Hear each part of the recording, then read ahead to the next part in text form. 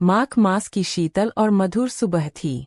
सूरज की किरणें हल्की हल्की बर्फ पर पड़ रही थीं और वातावरण में एक दिव्यता का अनुभव हो रहा था। गांव के बच्चे और बड़े सब माघ मास के पावन माह की खुशियां महसूस कर रहे थे।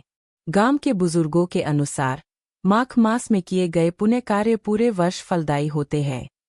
इसी विश्वास को लेकर लोग अपने घरों में दीपक जलाते, नदी किनारे स्नान करते और गरीबों को दान करते। इस अध्याय में कथा का मुख्य पात्र रमेश अपने गुरु के मार्गदर्शन में माघ मास के महात्म्य को समझने की कोशिश करता है। गुरु उन्हें बताते हैं कि माघ मास में ज्ञान, भक्ति और दान तीनों का संगम होता है। जो इस मास में आत्मा को शुद्ध करने का प्रयास करता है, उसका जीवन सुख और समृद्धि से भर जाता है।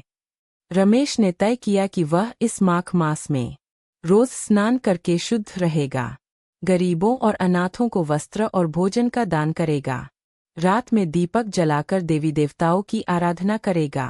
कथा में यह भी बताया गया कि माघ मास की प्रतिकूल परिस्थितियां भी व्यक्ति की आस्था और सहनशीलता की परीक्षा लेती है। रमेश ने ठंडी हवाओं और करकराती ठंड के बावजूद अपने संकल्प को नहीं छोड़ा। उसकी भक्ति और प्रयास ने उसे मानसिक और आत्मिक बल दिया। अध्याय के अंत में गुरु ने रमेश को आशीर्वाद दिया। सच्चा पुण्य वह है जो बिना किसी लालच और स्वार्थ के किया जाए।